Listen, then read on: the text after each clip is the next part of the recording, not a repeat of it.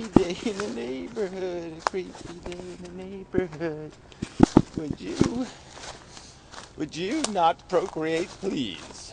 Yes, it's a favor to me. Anyway, I'm responding to, I think, some comments, or just some general videos. I don't know. So anyway, there's some guy who did, that guy, what's his face? He posted some Schopenhauer, and there was one little interesting thing, a quote thingy I liked, where he used some, it's very well-written stuff. Some of it's bullshit, but some of it's well-written. But just this whole idea, I was thinking of cliches, and so I was kind of looking for cliches, little symbolisms. And there was some little line in there about the present and the past. I mean, the future. I mean, your life is basically just a magnification of the past, or something like that. I mean, it's just it's like a running present. You're just a combination. You're just a collection of present moments, present experiences, and I sort of like that idea. A way of seeing it. And I would sort of argue that if you mixed all of them together, you don't get a good color overall.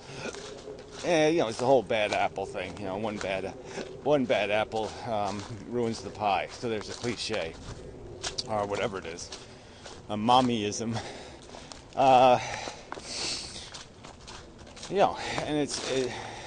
I think that has some learning value in it. You can gain some education from that kind of perspective and applying it to understanding what happens when we live, and that the negatives do have this very powerful weight, and the positives have very little weight outside of our perception. I mean, outside the fact that we think we really need something.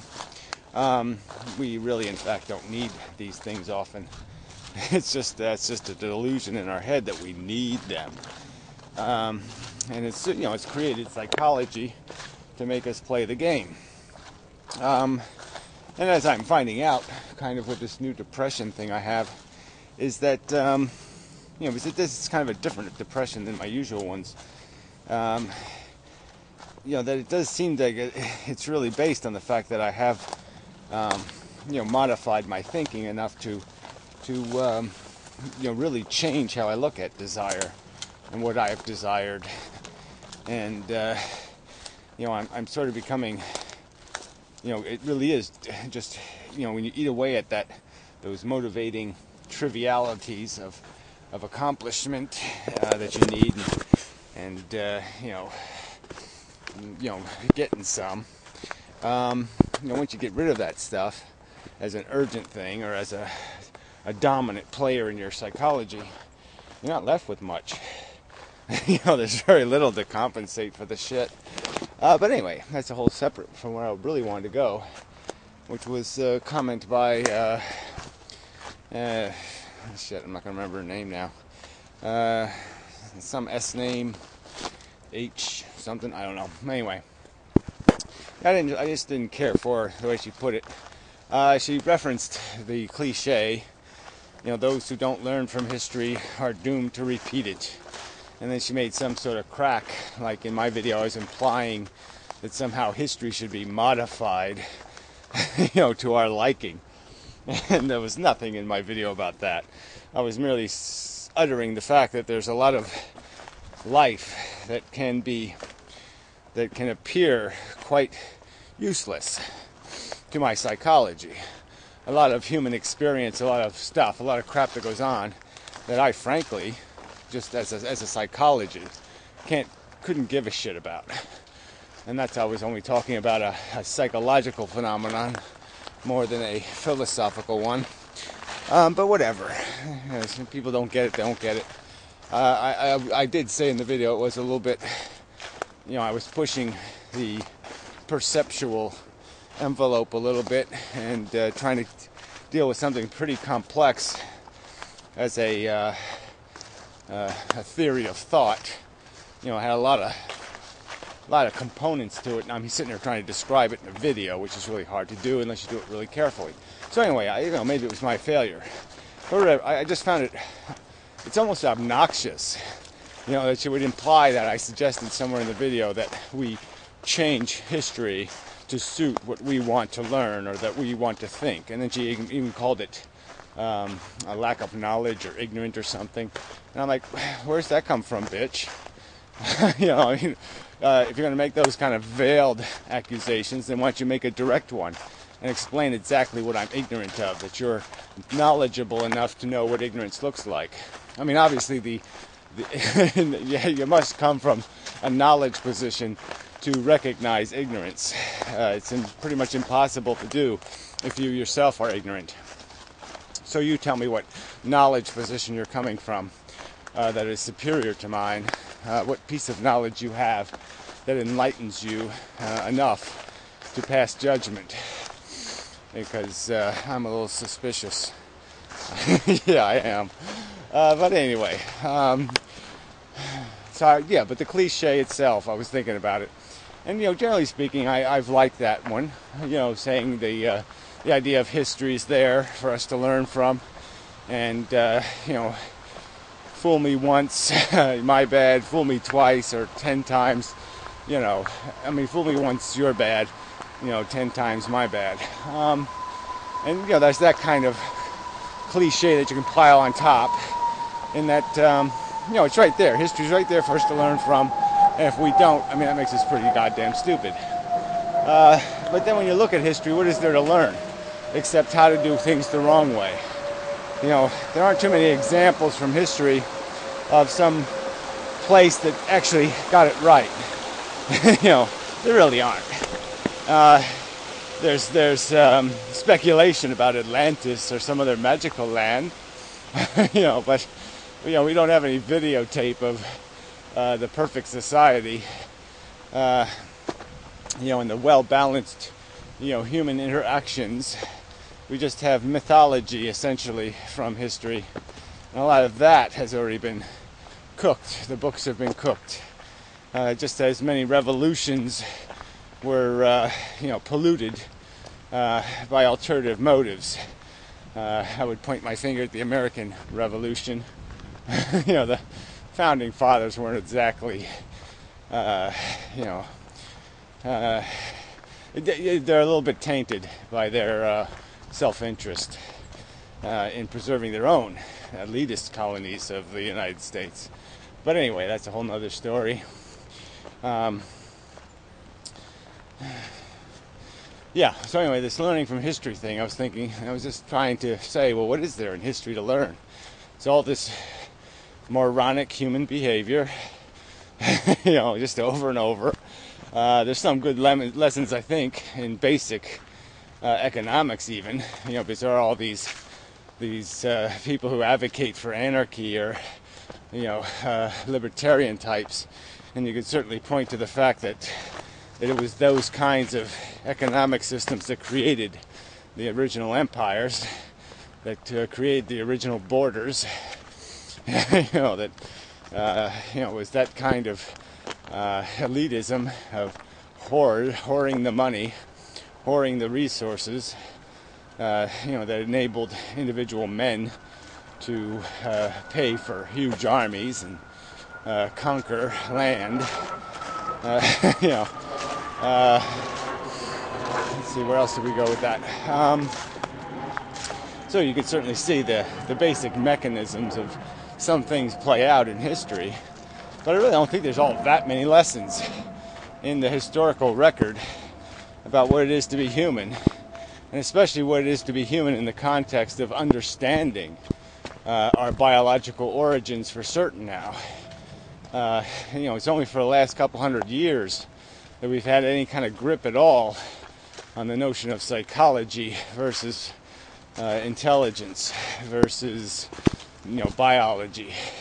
That these are all, these are the elements of us, and that's a significant bit of progress in understanding. And so I think it's really, I almost say it's almost a different, it's one of these plateau things. Okay, I mean you break the biology record, the biology being in control of your destinies in terms of your genetic destiny, by coming up with language and communication and eventually the condom, and that breaks, it changes the game, and now you become philosophical thought animals, because now memes start evolving, ideas start evolving. People, instead of being a nationality, they start being a kind, Christian versus Muslim, or even all the denominations of Christianity, even atheist versus Christian. So now we acquire a new identifier that has more to do with what we know or what we understand than what we are genetically formed. And so it's a different plateau, a different kind of evolution. And I'm not saying it's quite the same kind of plateau, the same kind of new game, but it sort of is a new game when all you have to work with philosophically as a premised understanding of the game you're playing is this, the death of God, and the having to settle into the cement, of biological fact, biological truth, the truth of replicating DNA, of 4 billion years of gladiator warring to build a tool-laden machine, that succeeds in surviving and getting its DNA into the future through substantially, a networking of gang or town or nation warfare. That's a pretty hard place to start from. That's as a premise truth, as an accepted premise. That really does change where memes and logic can go. There's not too many happily ever after bullshit you can come up with out of that. There's not too much you can make out of those ingredients. And so to me, it's a new level of evolution of understanding, in that it's such a narrow beam. It's like taking the entire electromagnetic spectrum and then focusing in on visible light. This tiny bit of it. That's where the game is. And I would argue the game of the truth has now been substantially narrowed to this physical phenomenon that merely takes place because of properties of atomic structure, and doesn't have a mission, doesn't have a guiding force, doesn't have an ambition, doesn't have an objective, and the only question is can it accidentally, incidentally, still be of value? So even though it wasn't created to be valuable, is there really any value in it? Or is it just made out of make a mess, clean up a mess, make a mess, clean up a mess? I mean, if that's the truth of it, and I say it is, yeah, well, I'd say that's the definition of being pretty thoroughly fucked. I mean, the little game over light is starting to flicker. There's just not too far to go with that, because making messes is stupid, and even though cleaning them up is good, making them is stupid. And how are you going to get around that? Make a mess is not something you can say, yeah, that's a plan, let's make a mess and then we'll clean it up. That's just not the definition of a rational plan. It's idiotic. Just grotesquely idiotic. I mean, just nakedly idiotic. So yeah, back to the thing. So cliches have value, but they are always kind of, you can poke a few holes in them if you pick at them. There are some rock solider ones than others, and it all depends on which ones you're picking as example. And always finding a parallel to compare something to is a good idea. A parallel story, parallel values, parallel ends. But yeah, you can't take this shit too seriously. So when somebody says, If you don't learn from history, you're doomed to repeat it. Well, what are the lessons of history? People are stupid. Well, that's a lesson. Okay, I'll accept that. Yeah. But you can't use crap like people never knew what was going on. Because, yeah, we have education and knowledge is evolving. So there is some point where you do actually accurately describe the round Earth, where you actually do accurately identify the sun as a nuclear engine. The truth is revealed. So the patterns of history are ones of humans often being wrong in their initial conclusions. But the truth is that we're not wrong that often anymore. Our models are a lot better. When, the weather idiots were saying I was going to get hit by a hurricane, I was sort of laughing at them. Ha ha ha. They don't know what they're talking about. But the models were right on the money. Yeah, I'm trying to clean this crap, and it's not going to work because it's messy. Anyway, I'll come back and do that later. Wait home or something. Anyway, is there anything else? Yeah, so I'm just saying there's not a whole lot of good lessons in history, because the lessons are all what people did when they were dumb. We're smart now, so it's sort of a different game, and we have a whole new kind of problem. We have a problem where it's not on the simplistic level or the end level where, oh, there's too many people in poverty or there's too many. No, these aren't really our problems. What we're understanding is that the problem is in our psychology, and that's the hard one to break. That's the hard one to fix. Especially democratically, it's really hard to fix, because quite obviously the might still doesn't go to right. That's always been a problem, and it continues to be a problem. So anyway, I think that's about enough. It's very muddy here. Oh God, I am so not. I'm just not doing this. This living thing has completely eluded me. The purpose and function. So anyway, until next time.